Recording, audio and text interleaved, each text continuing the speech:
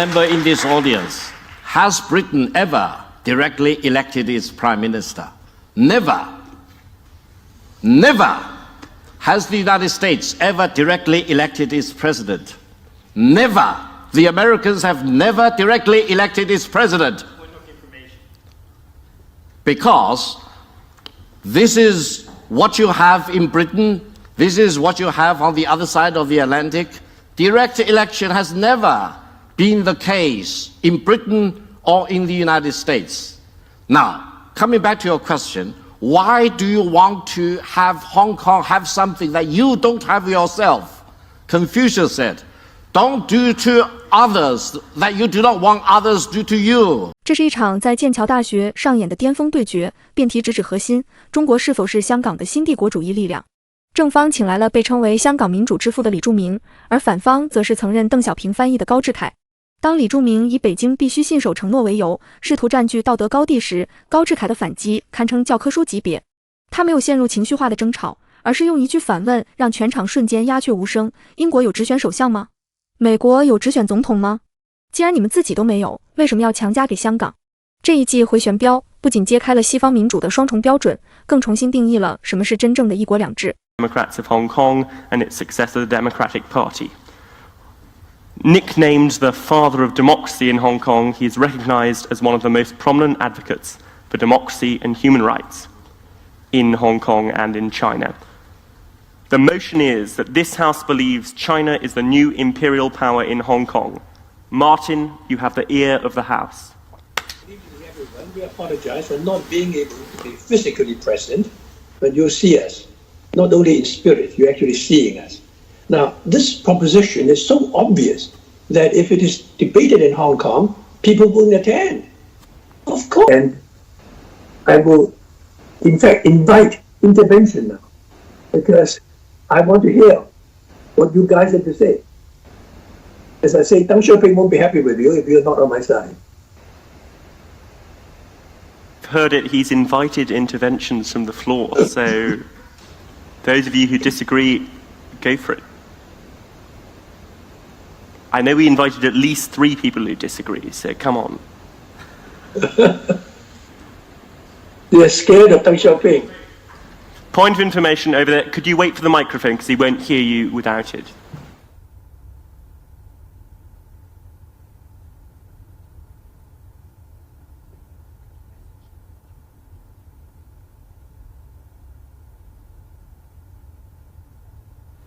Simply not as a challenge, but as a point of clarification.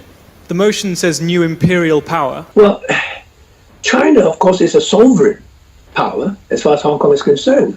Hong Kong is part of China, there's no doubt about that, and it's written into the basic law.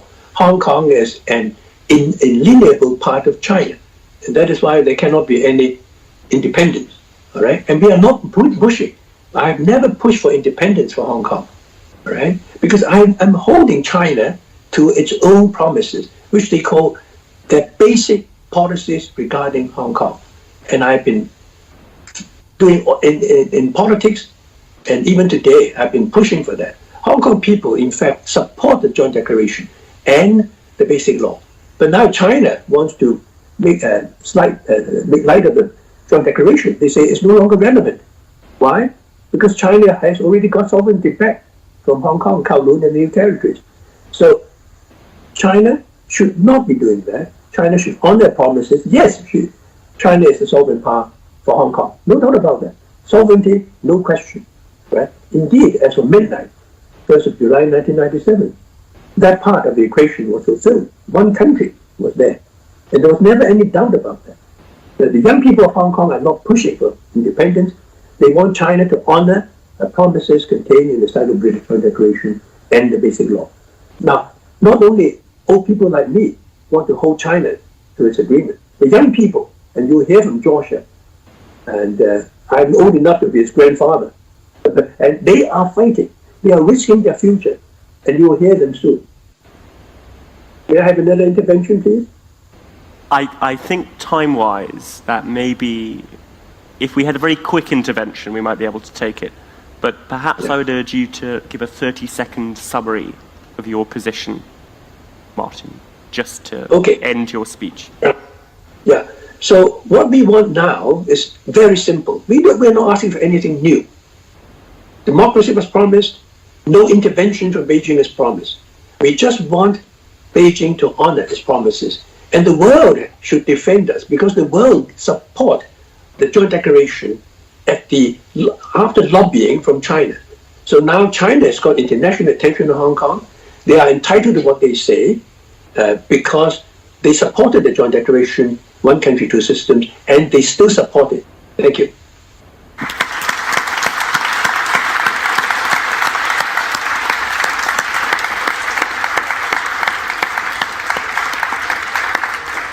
Thank you very much, Martin, for that speech. Special thanks because it is 4 a.m. in Hong Kong. I'd like to welcome our first speaker for the opposition tonight, Victor Gao. Victor is the chairman of the Yale Law School Association of China. In the 1980s, he was an English interpreter for Deng Xiaoping. He was with the Chinese Premier's official visit to Britain in 1985. He was the China policy advisor with the Hong Kong Securities and Futures Commission around 2000. Victor, the floor is yours.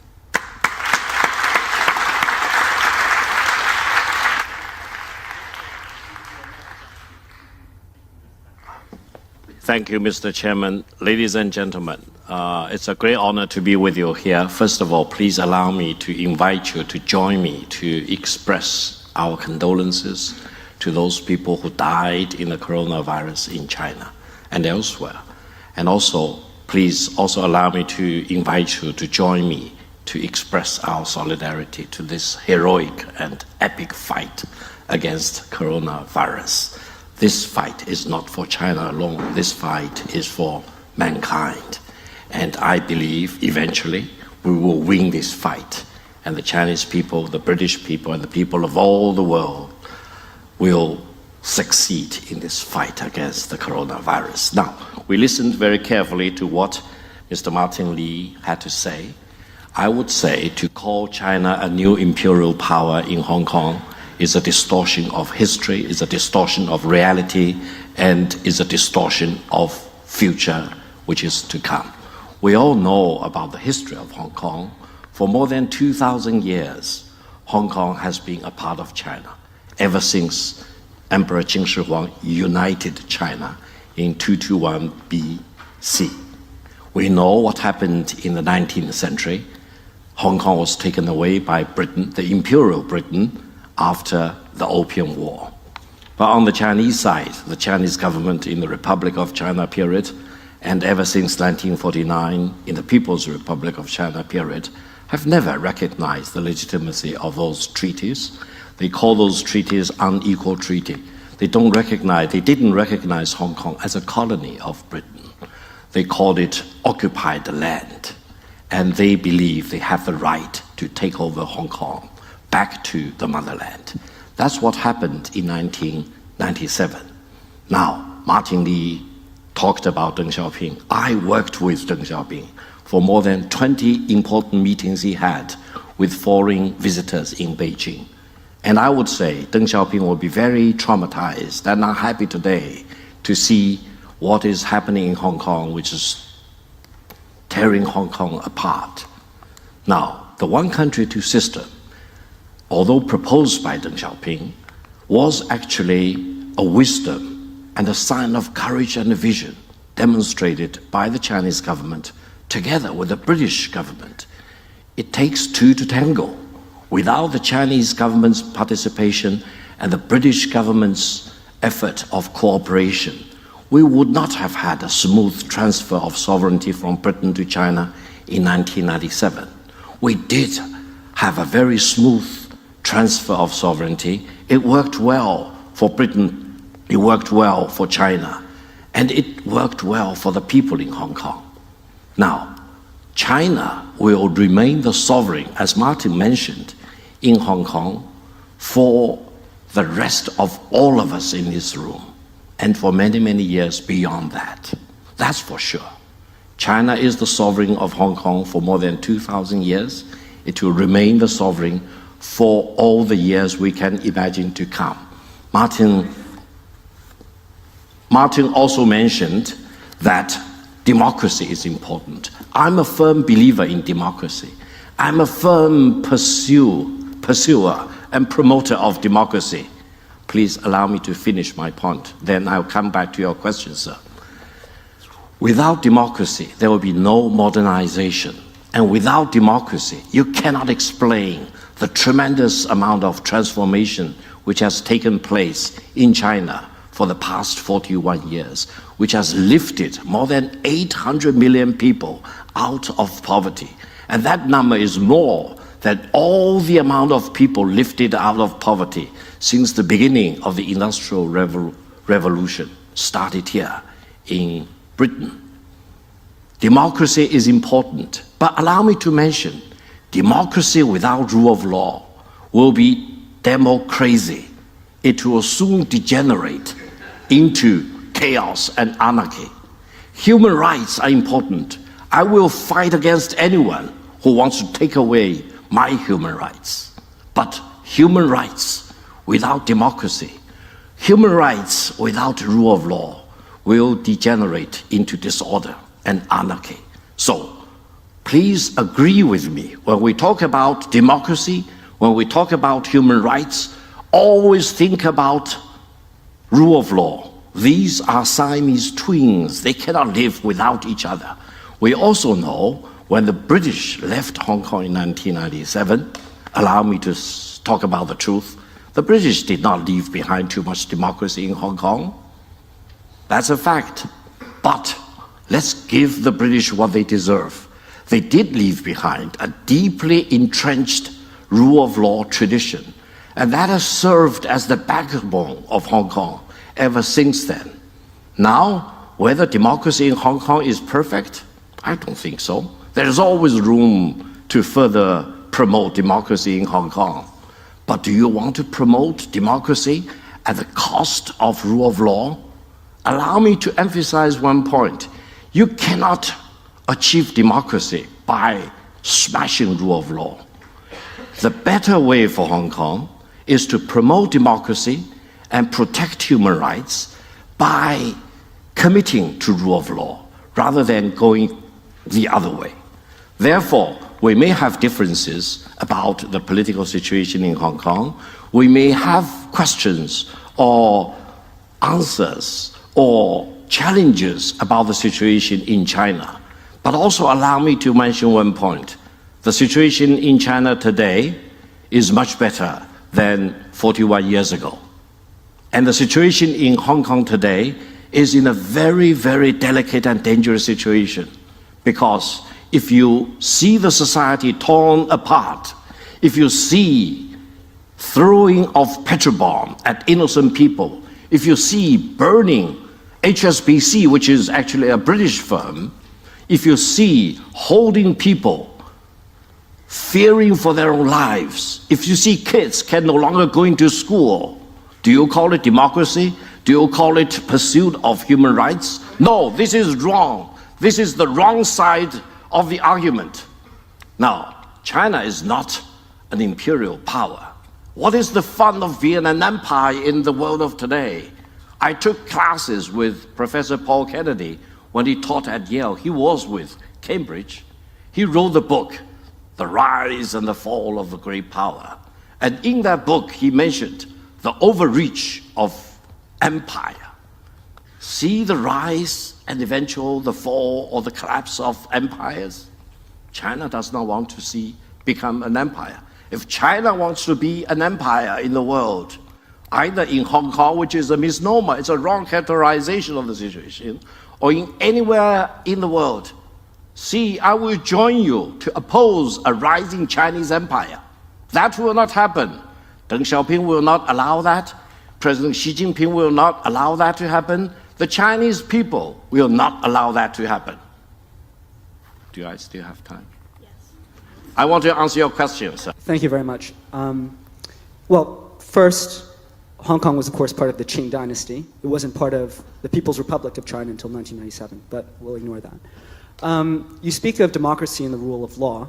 In 2014, when a lot of people went into the streets to protest at the fact that China wasn't keeping its promise for direct elections for the chief executive, there weren't really rule of law issues then. We didn't see protests. I mean, a lot of these, really, as you call them, violent protests, spirited protests, however you want to call them, have been emerging now because it's been years and years and years since that date when we were promised direct elections. I'm from Hong Kong, sorry, should have said that. So could you just speak to your love of democracy there? Thank you. Thank you for your question. Can I ask you or any member in this audience, has Britain ever directly elected its Prime Minister? Never. Never. Has the United States ever directly elected its President? Never. The Americans have never directly elected its President. Because this is what you have in Britain, this is what you have on the other side of the Atlantic. Direct election has never been the case in Britain or in the United States. Now, coming back to your question, why do you want to have Hong Kong have something that you don't have yourself? Confucius said, don't do to others that you do not want others do to you. This should be the better philosophy. So, let Hong Kong decide what they want to do, and if they eventually have their wisdom together, they will have whatever election that suits the Hong Kong people. And that's not a sign of imperial power of China. That's eventually what will happen in Hong Kong. I think we're in the last minute of the speech, so I think we'll round it up and move on. If you have a 30-second summary. Thank you very much. Now, I'll be very brief. The situation in Hong Kong is important. I used to grow up in the 1970s where Hong Kong had more fixed line telephones than mainland China combined together. But now, the neighboring Shenzhen has larger population than Hong Kong, has higher GDP than Hong Kong, and is becoming a tech center in the world. Therefore, I would say, for all my compatriots in Hong Kong, I'm a Hong Kong permanent resident. I would say Hong Kong needs to get its act together. Hong Kong needs to focus on economic development. Hong Kong needs to promote democracy and human rights by promoting rule of law rather than smashing rule of law. I would say what you see happening in Hong Kong over the past 7 months, the violence and the rioting that's happened in Hong Kong cannot be tolerated here in London or here in Cambridge or in Oxford or there in any city in the United States. Therefore, while we all treasure democracy, while we all are committed to human rights, don't forget the other side of the equation. That is the importance of rule of law. Without rule of law, you will never have real, well-defined democracy and human rights. And that's what Hong Kong wants. Hong Kong wants to have greater democracy, greater rule of law, and greater human rights. That's what we, the people in Hong Kong, deserve. Thank you, Mr. President.